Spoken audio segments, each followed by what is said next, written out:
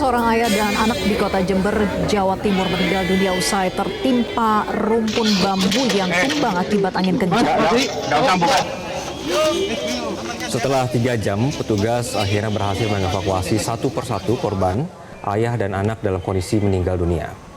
Saat kejadian, kedua korban bernama Siaman 64 tahun dan putranya Saiful Rohman 29 tahun sedang memberi makan kambing di kandang miliknya. Tiba-tiba angin kencang datang hingga menumbangkan rumpun bambu yang menimpa keduanya.